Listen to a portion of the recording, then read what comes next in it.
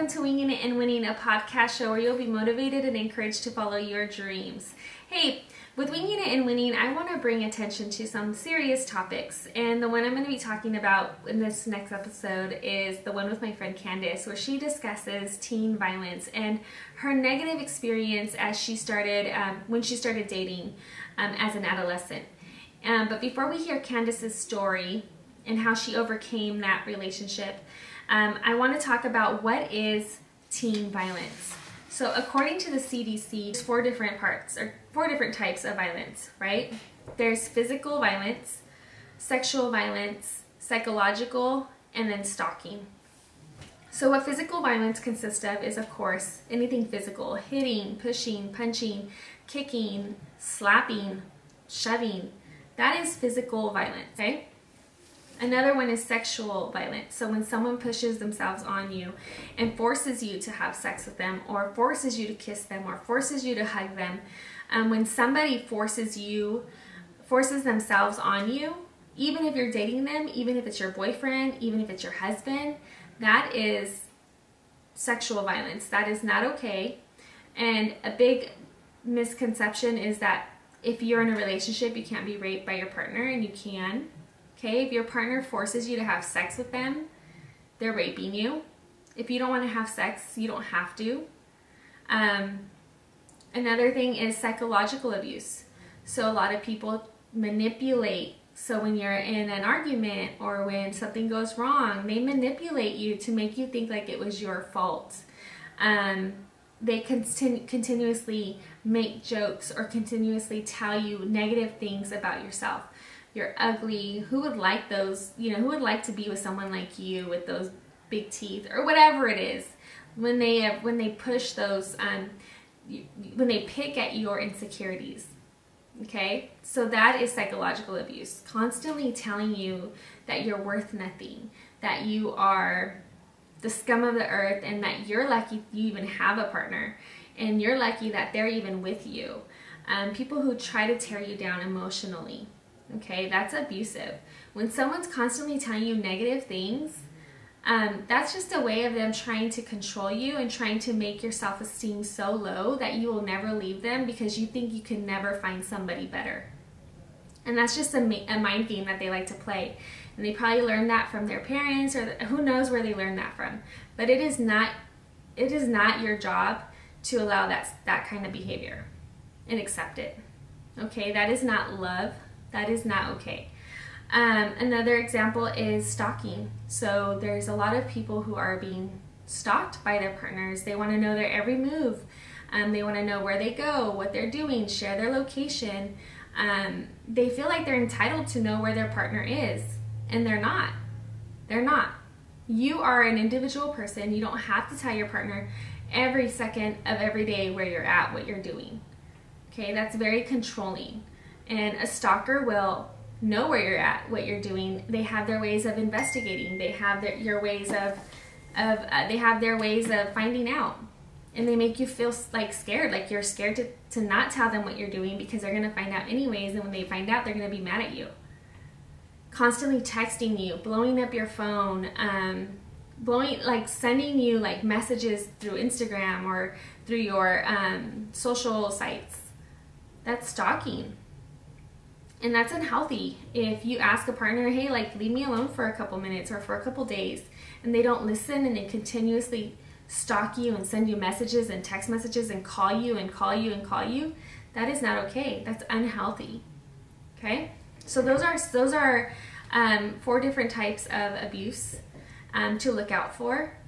If your partner, some red flags are if your partner is trying to isolate you and wants to spend every single day with you, every minute, wants to be included in all of your plans, that's a red flag, okay? Because you first have to worry about yourself. You have your own life, they have their own life, and you guys come together at certain times. But it should not be overpowering where you feel obligated to include your partner. You should want to include your partner out of wanting to, out of enjoyment, not out of obligation, because they're going to be mad if you don't. That is not okay. That is not healthy. Those are little red flags, okay? If your partner is overbearing, constantly wanting to know everything you're doing. Red flag. Not okay.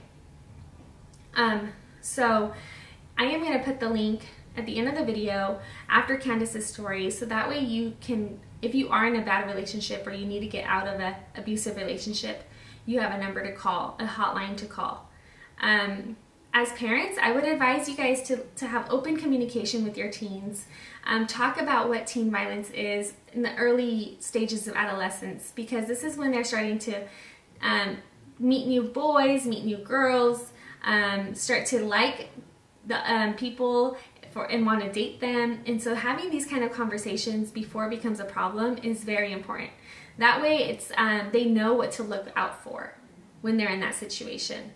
And also letting them know that they can come to you if they need to talk, if they find themselves in a bad situation.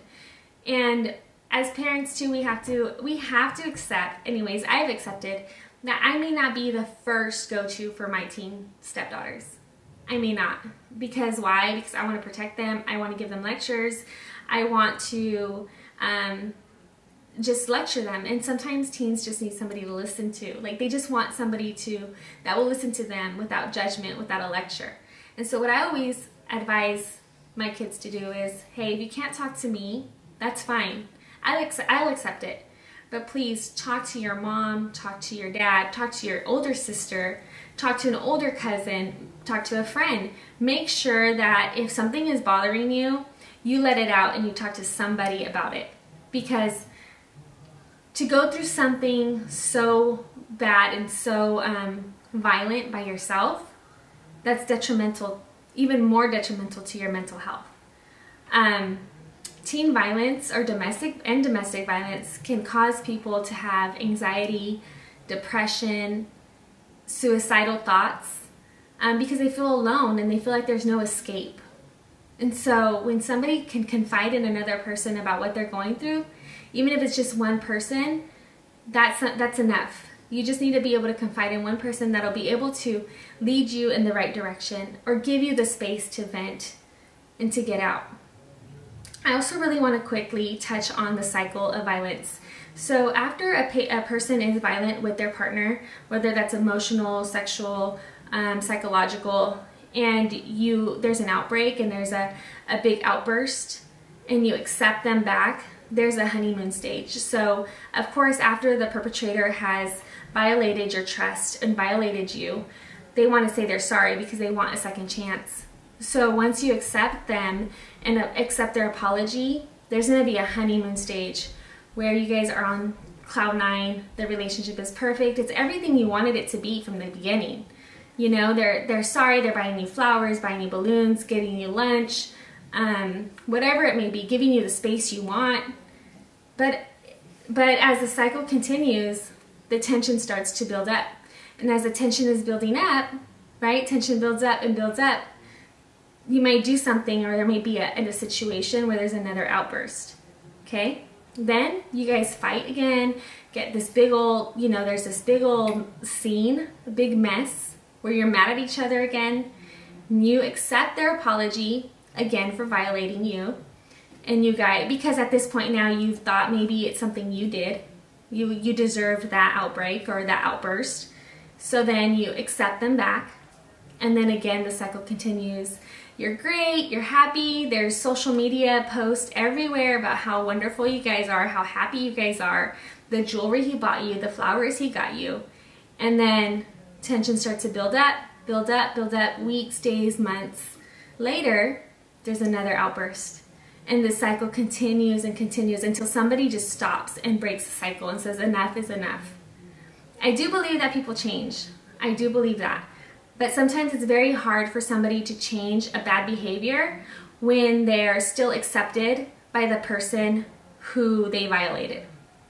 And so the person might change with another partner once you leave them because you're tired of their crap, but it's very hard for them to change with you because you've already set the bar and set the standard of what you will accept and not accept.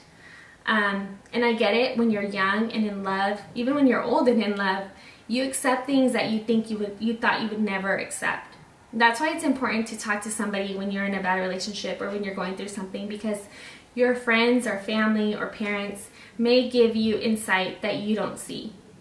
And so that's really why I wanted to share my friend Candice's story, because I think that teen violence is so big, and I think it's so important for our teens to know what's acceptable and not acceptable, and to let them know that there's help out there if they find themselves in a negative situation. Okay? So let's get into my friend Candice's story.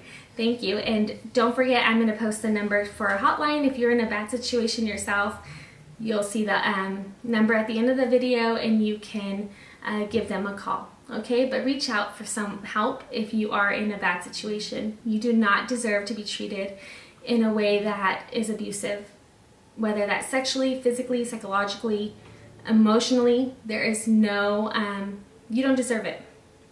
So I hope that you enjoyed my friend Candice's story and that this episode helps somebody out there.